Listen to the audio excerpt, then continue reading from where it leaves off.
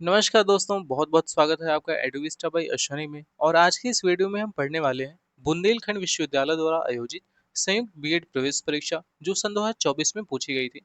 इसका हम पेपर 2 का जो आर्ट वाला पोर्शन है ना, 50 क्वेश्चन आता है, उसको हम पढ़ने वाले हैं। ठीक है, तो अगर मैं आगे बढ़ने से पहले मैं आपको बता दूं कि अगर आपने अभी तक मेरे चैनल को सब्सक्राइब नहीं किया है तो प्लीज़ मेक श्योर कि आप सब्सक्राइब कर लें, जिससे इस तरह की आने वाली वीडियो सबसे पहले आपको मिल सके। और अगर ये वीडियो आपको थोड़ा सा भी पसंद आता है तो प्लीज़ एक लाइक ज़रूर करिए, क्योंकि वीडियो बनाने में मेहनत बहुत लगती है। तो चलिए बिना कोई टाइम वेस्ट किए जल्दी से अपनी वीडियो को शुरू करते हैं।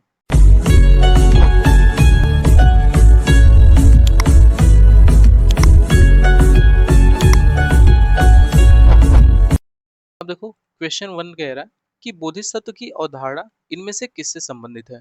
तो ये जो है ना, ये बौद्ध धर्म की जो महायान वाली शाखा है ये उससे संबंधित है। फिर नेक्स्ट क्वेश्चन है, काकतीय राजवंश का अंत अंतिम जो निम्नलिखित में से किसके द्वारा किया गया था। तो जो काकतीय राजवंश का जो अंत है ये आपका दिल्ली सल्तनत के द्वारा किया गया था। कह रहा है 13वीं शताब्दी में काकतीय राजवंश को दिल्ली सल्तनत के कई हमलों का सामना करना पड़ा था और अंत में 1323 ईस्वी में ये समाप्त हो गया था, जब गयासुद्दीन तुगलक ने काकतीय साम्राज्य की राजधानी वारंगल पर कब्जा कर लिया था। और उल्लेखनीय ये है कि काकतीय राजवंश का उत्कर्ष जो था ये 12वीं से 14वीं शताब्दी के दौरान में हुआ था। चालुक्य वंश के पतन के बाद चोल धृति एवं रुद्र प्रथम ने इस राजवंश की स्थापना की थी। फिर नेक्स्ट क्वेश्चन है, ओडिशा के उदयगिरी से हाथी गुम्फा शिलालेख कलिंग के राजा किसने लिखवाया था। अब कहाँ के कलिंग के, तो ये खारवेल के। कह रहा है ओडिशा में जो उदयगिरी नामक पहाड़ी थी, यहाँ पे एक गुफा से शिलालेख प्राप्त हुआ था जो कि हाथी गुम्फा शिलालेख के नाम से जाना जाता है। इसे तिथि रहित अभिलेख भी कहा जाता है। ठीक है, क्योंकि इसमें कोई तिथि विथि नहीं थी, कोई टाइम पीरियड नहीं था इसमें, इसीलिए तिथि रहित अभिलेख कहा जाता है। और इसे कलिंग के राजा खारवेल ने उत्कीर्ण कराया था। यह लेख प्राकृत भाषा में, किस लैंग्वेज में है, प्राकृत भाषा में। और प्राचीन भारतीय इतिहास में इसका बहुत अधिक महत्वपूर्ण है। फिर नेक्स्ट क्वेश्चन है, निम्न में से किसने स्वामी हरिदास से 11 वर्ष तक संगीत सीखा था।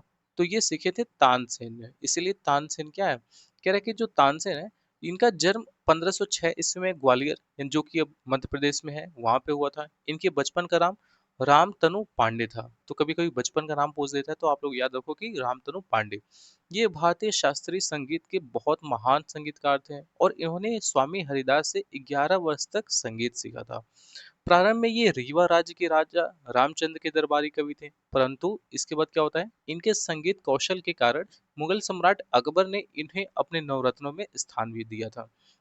फिर नेक्स्ट क्वेश्चन है, कहाँ पे होयसाल साम्राज्य की राजधानी थी। तो ये थी आपकी द्वार समुद्र।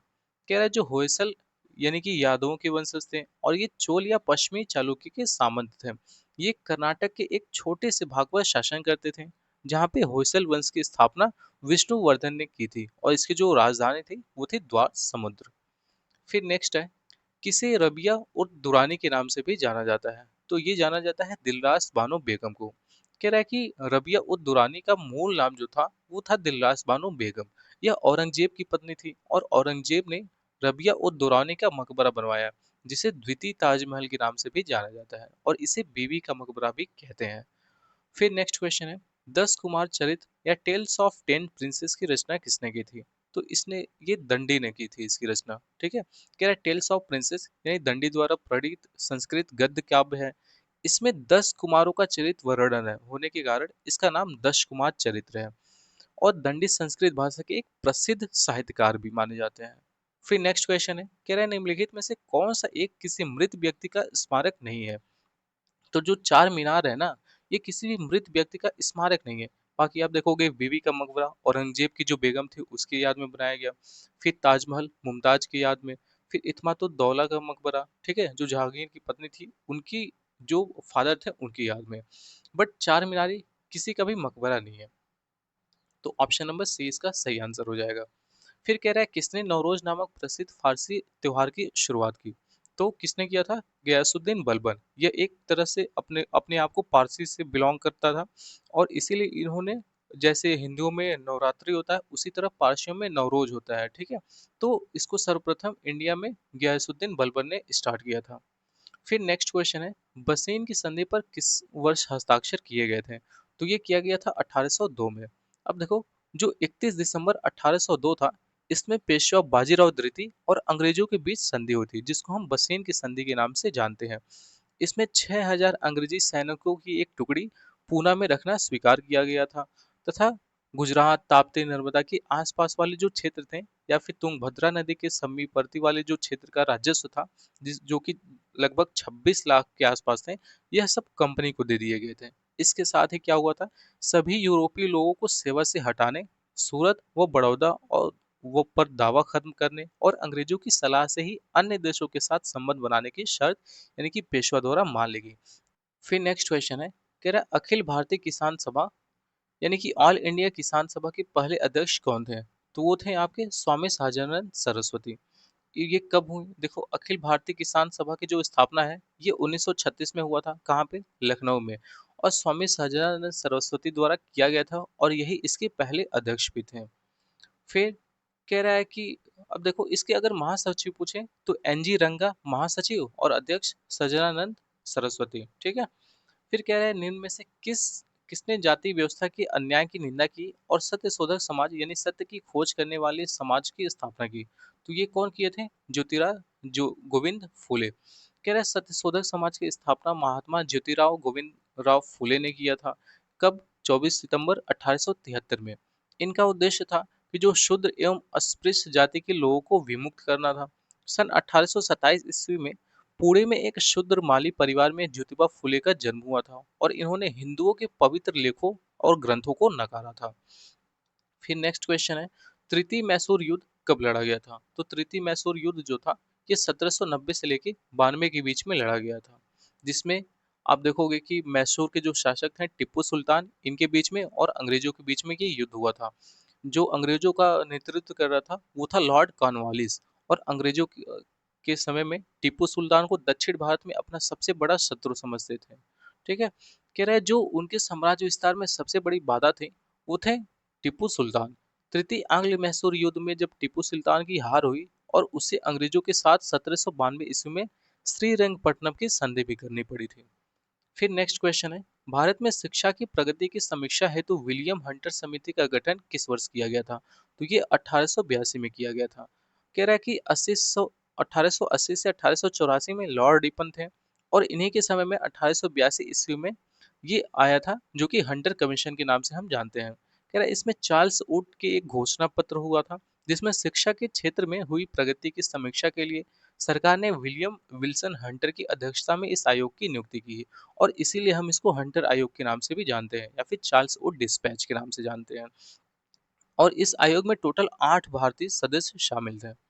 फिर नेक्स्ट है, धर्म सभा का संस्थापक निम्नलिखित में से कौन था? तो धर्म सभा का जो संस्थापक था, ये था राधा कांत देव। अब देखो, यहाँ पे संस्था संगठन है और उनके संस्थापक हैं, और उनकी स्थापना किस वर्ष हुई थी वो है। जैसे धर्म सभा राधा कांत देव 1830 में कलकत्ता में किए थे। ब्रह्म समाज राजा राम मोहन रॉय ने 1828 में किए थे। फिर तत्व बोधनी सभा देवेंद्रनाथ टैगोर 1839 कलकत्ता में हुआ था।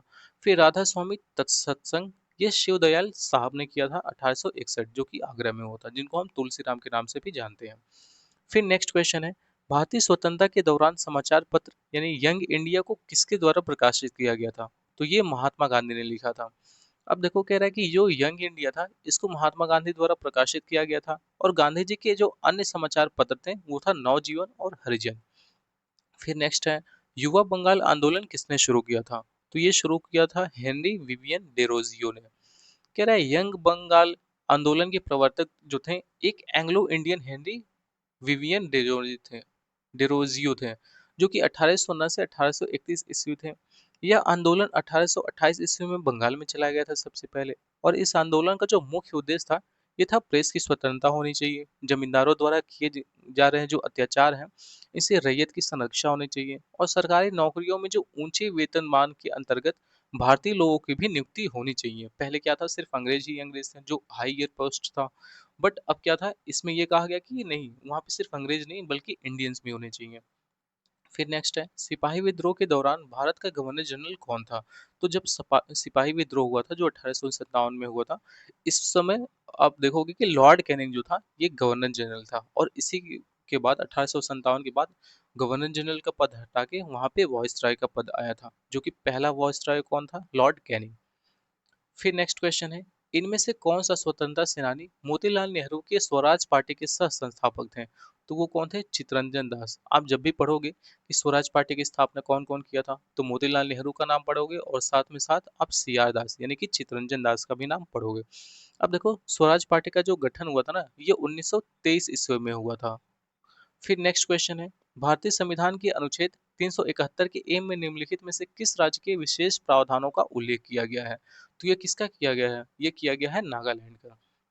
यहाँ पे सारे आप देखोगे कि राज्य हैं और अनुच्छेद दिए गए हैं, और किस अनुच्छेद में उनको विशेष प्रावधान दिया गया है ये भी यहाँ पे लिखा गया है। जैसे 371 में महाराष्ट्र एवं गुजरात, 71 के ए में नागालैंड, 71 के बी में मणिपुर, 371 के बी में, फिर 371 के सी में मणिपुर, फिर 371 के डी में आप देखोगे आंध्र प्रदेश एवं तेलंगाना है।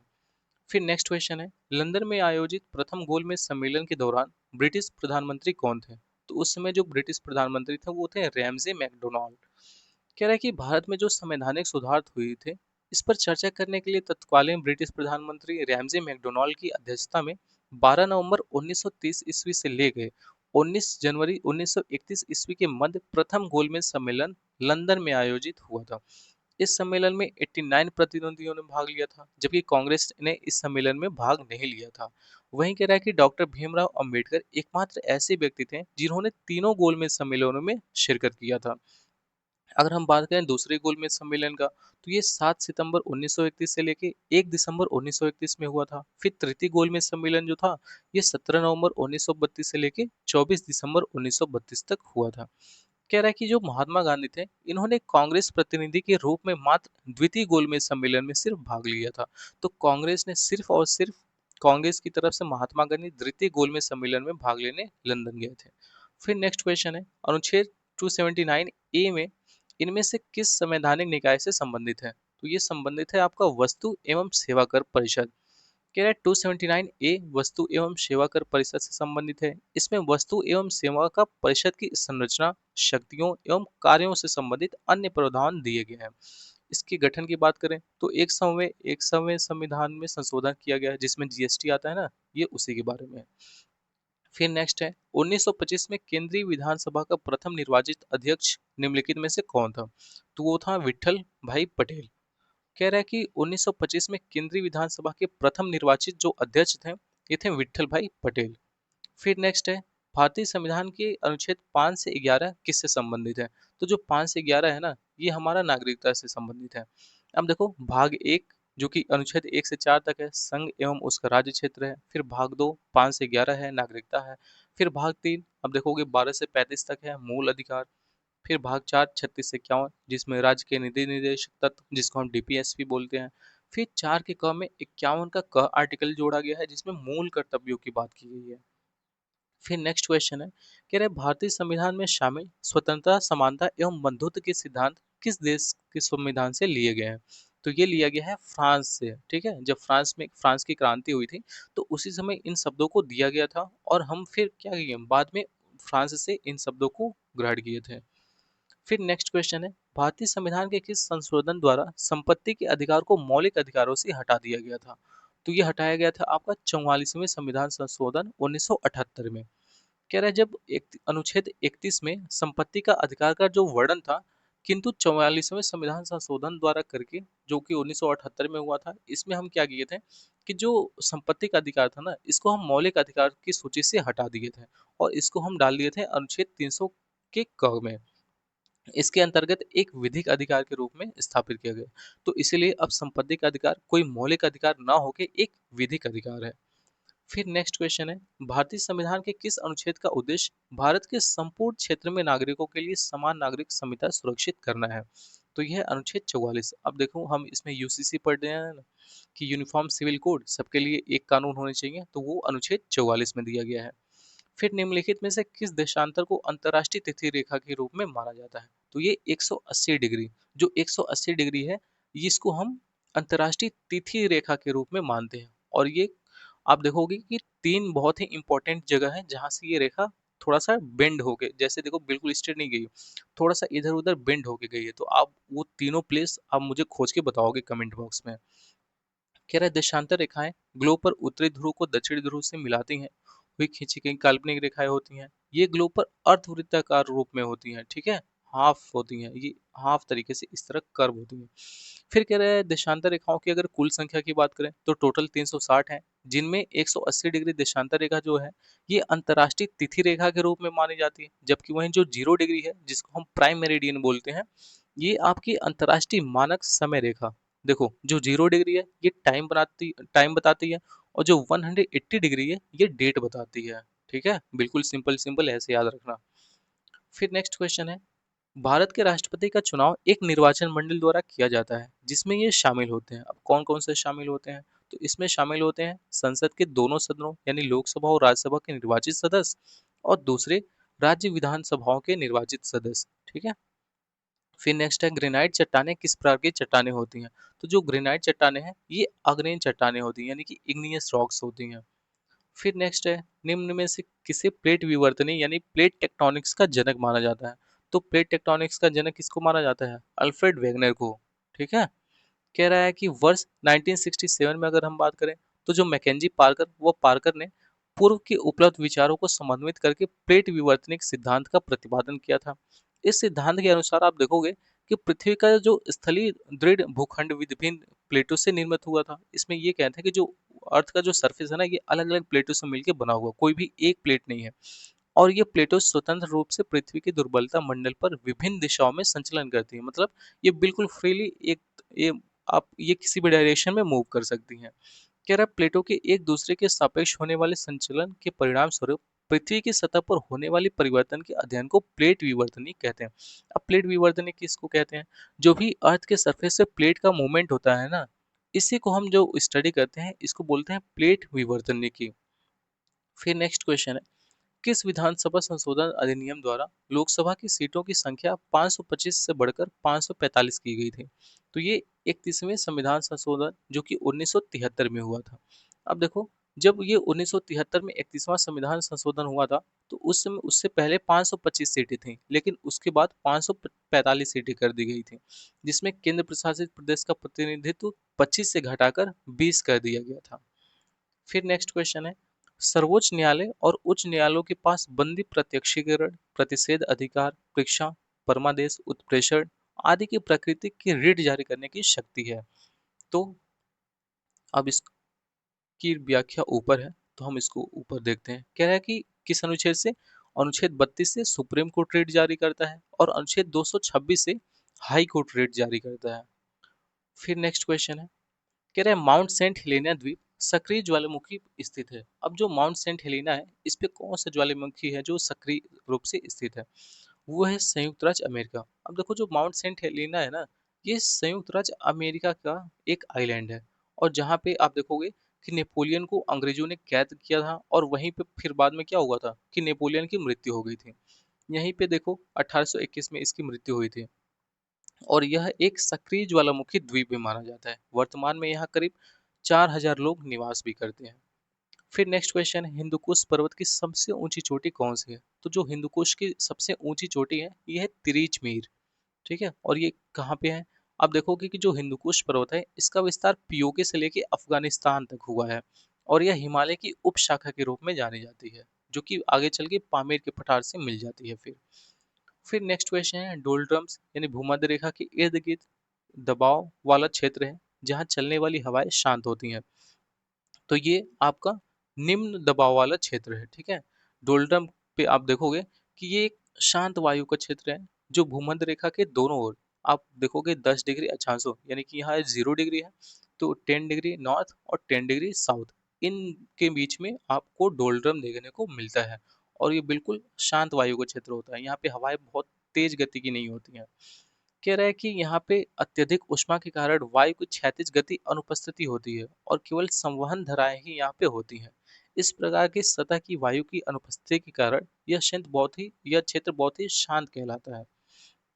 फिर नेक्स्ट है, हिमालय पर्वतमाला का वह हिस्सा जो तीस्ता और दिहांग नदी के बीच स्थित है उसको किसके रूप में जाना जाता है, तो उसको हम असम हिमालय के रूप में जानते हैं। आप देखोगे ना हिमालय को बिल्कुल इस तरह से बांटा गया है। सबसे पहले पंजाब या फिर कश्मीर हिमालय हो गया, फिर उसके बाद आपका कुमाऊं हिमालय हो गया, फिर नेपाल हिमालय हो गया, उसके बाद असम हिमालय हो गया।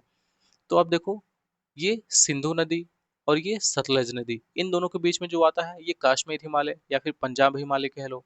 फिर आप देखोगे कि सतलज नदी और यहाँ पे काली नदी, इसके बीच में जो आता है ये कुमाऊं हिमालय हो गया। फिर काली नदी और यहाँ पे तिस्ता नदी, इसके बीच में जो आता है वो नेपाल हिमालय हो गया। और फिर यहाँ पे तिस्ता नदी और ये दिहांग नदी, इन दोनों के बीच में जो हिमालय आता है ये असम हिमालय हो गया। ठीक है, तो हिमालय का डिवीजन जब हम बात करें हॉरिजॉन्टल में तो इस तरह से डिवाइड किया गया है। अब देखो यहाँ पे सारी चीजें दी गई हो, थोड़ा सा आप वीडियो को पॉज करके इसको पढ़ लोगे। ठीक है, दो नदियों के बीच में कौन सा हिमालय आता है, फिर दो नदियों के बीच में कौन सा हिमालय आता है, सतलज और काली के बीच में कुमाऊं, काली और तिस्ता के बीच में नेपाल, तिस्ता और दिहांग के बीच में असम, और फिर आप देखोगे सिंधु और सतलज के बीच में पंजाब, जो मैंने जस्ट आपको ऊपर बताया है। फिर नेक्स्ट क्वेश्चन है, पृथ्वी की सतह से ऊपर वायुमंडल परतों का जो सही क्रम है वो क्या है। तो सबसे पहले क्षोभ मंडल आता है, फिर समताप मंडल, मध्य मंडल, फिर ताप मंडल। आप सबसे ऊपर जाओगे तो आपको 0 से 18 किलोमीटर के बीच में क्षोभ मंडल देखने को मिलेगा। फिर 18 से 50 किलोमीटर के बीच में समताप मंडल। फिर 50 से आप देखोगे 400 किलोमीटर तक मध्य मंडल, और 400 किलोमीटर के बाद ताप मंडल आपको देखने को मिलेगा। फिर नेक्स्ट है तैरते हुए द्वीप यानी कि फुमडी, जिसको हम फुमडिस बोलते हैं, निम्न में से किस झील की अनूठी विशेषता है। तो ये आपका लोकटक झील है। अब देखो, लोकटक झील मणिपुर में स्थित है, और यहाँ पे तैरता हुआ आप देखोगे वन्य जीव अभयारण्य भी स्थित है। फिर नेक्स्ट है महेंद्रगिरी की जो पहाड़ियां हैं ये किस राज्य में स्थित है। तो ये उड़ीसा में स्थित है। अब महेंद्रगिरी की पहाड़ियों की अगर हम ऊंचाई की बात करें तो ये 1510 मीटर के आसपास में होती हैं समुद्र तल से। फिर नेक्स्ट है निम्नलिखित में से कौन सी भारत की वह एकमात्र झील है जिसका निर्माण पृथ्वी का उल्का पिंड के टकराने से हुआ। तो देखो ये बहुत प्रसिद्ध झील है, और ये है लोनार झील। ये कहाँ पे स्थित है, महाराष्ट्र में। इसको हम एक क्रेटर लेक बोलते हैं। क्रेटर क्या होता है, जब भी कोई क्रेटर नीचे आके अर्थ के सरफेस पे गिरता है, एक गड्ढा बना देता है, उसको हम क्रेटर बोलते हैं। और इसी क्रेटर में जब पानी भर जाता है तो हम उसको क्रेटर लेक बोलते हैं, यानी कि क्रेटर झील, जिसको हम उल्का पिंड वाली झील बोलते हैं। फिर नेक्स्ट क्वेश्चन है, नामीब मरुस्थल कहाँ पे स्थित है। तो जो नामीबिया का मरुस्थल है ये दक्षिणी अफ्रीका हो गया या फिर बोत्सवाना हो गया, इन सब देशों में स्थित है, जहाँ पे ये 3,10,000 वर्ग किलोमीटर में विस्तृत है, जिसका विस्तार अंगोला से लेके ओल्फिटेंस नदी तक है। विश्व के सबसे पुराने रेगिस्तानों में से ये एक माना जाता है। फिर नेक्स्ट है द्वितीय पंचवर्षीय योजना किस मॉडल पर तैयार की गई थी। तो ये आपका तैयार की गई थी पीसी महालनोबिस मॉडल। जो पहला था वो हेरोल्ड डोमर मॉडल था, और जो दूसरा था वो पीसी महालनोबिस मॉडल था, जो कि 1956 से लेके 61 के बीच में आधारित थी। फिर कह रहा है कि निम्नलिखित में से कौन सा मुद्रा आपूर्ति पूर्ति के मापन हेतु सर्वाधिक प्रयुक्त सबसे साधारण रूप है। तो ये है M3। फिर नेक्स्ट क्वेश्चन है, अफ्रीका का सबसे ऊंचा पर्वत किलिमंजारो किस देश में स्थित है। तो ये स्थित है आपका तंजानिया में, जहाँ पे देखोगे ना कि कई सारी निष्क्रिय या फिर सक्रिय ज्वालामुखी भी पाई जाते हैं। और अफ्रीका का जो महाद्वीप का उच्चतम पर्वत है ये 5,895 मीटर है। फिर नेक्स्ट है मसाई जनजाति कहाँ पाई जाती है। तो जो मसाई जनजाति है ये अफ्रीका में पाई जाती है। अफ्रीका के केन्या और तंजानिया जो देश है, इसके आसपास ये खाना बदोश जनजाति का एक समूह है। अगर बात करें इनकी त्वचा का, तो इनकी त्वचा का जो रंग है ना ये गहरा भूरा और गहरा कत्थई होता है। ये लोग चमड़े के बने हल्के वस्त्रों का प्रयोग करते हैं। और इन जनजातियों का जो प्रमुख भोजन है रक्त है, जिसे ये दूध में मिलाकर पीते हैं। ठीक है, देखो ये कह रहा है इन जनजातियों का जो सबसे प्रमुख भोजन है ये रक्त है, और इसको ये लोग क्या करते हैं, दूध में मिला के पीते हैं। ठीक है, ये केन्या और तंजानिया की आधिकारिक भाषाओं स्वाहिली और अंग्रेजी में भी शिक्षित होते हैं। तो ऐसा नहीं है कि इनको इंग्लिश बोलना नहीं आता है जनजाति हैं तो, बल्कि ये इंग्लिश भी थोड़ा बहुत बोल लेते हैं। अब ऐसा क्यों हुआ, क्योंकि बहुत से फॉरेन टूरिस्ट यहाँ पे आते जाते रहते हैं, तो वो इनके साथ इंटरेक्ट करते हैं, तो जिनकी वजह से इनको भी थोड़ा बहुत समझ में आ गया है। फिर नेक्स्ट क्वेश्चन है, किसी भी उत्पाद के पैकेज पर अंकित एमआरपी का क्या अर्थ होता है। तो एमआरपी का अर्थ होता है मैक्सिमम रिटेल प्राइस। फिर नेक्स्ट क्वेश्चन है, भारत सरकार द्वारा बैंकों का राष्ट्रीयकरण किस वर्ष में किया गया था? तो इंदिरा गांधी के समय में राष्ट्रीयकरण हुआ था बैंकों का 1969 में। कह रहा है कि 19 जुलाई 1969 को हुआ था और ये सभी वाणिज्यिक बैंक थे। इसी तरह 15 अप्रैल सन 1980 को निजी क्षेत्र के 6 और बैंक राष्ट्रीयकरण किए गए थे। फिर नेक्स्ट क्वेश्चन है, निम्न में से कौन सा रोजगार के तृतीय क्षेत्र का उदाहरण है? तो देखो जो शिक्षण कार्य होता है ना, ये तृतीय क्षेत्र का उदाहरण। बाकी कृषि हो गया, सूती कपड़े का उत्पादन हो गया, ये द्वितीय हो गया। कृषि पहला हो गया, वानिकी भी पहला हो गया। तो आप लोग देख सकते हो कि ये थर्ड सेक्टर का उदाहरण है। फिर नेक्स्ट क्वेश्चन है, बैंकिंग के क्षेत्र में एसएलआर का पूर्ण रूप क्या होता है? तो जो बैंकिंग का क्षेत्र होता है जिसमें एसएलआर हम शॉर्ट फॉर्म में बोलते हैं, उसका मतलब होता है स्टैचुरी लिक्विड रेशियो। तो बस इस वीडियो में इतना ही था। मैंने 50 क्वेश्चन कवर करा दिया है। अगर आपको वीडियो पसंद आती है तो वीडियो को एक लाइक जरूर कर दीजिए और चैनल को सब्सक्राइब करके रखिए। मैं आने वाले इसी तरह की वीडियोस अपलोड करता रहूँगा।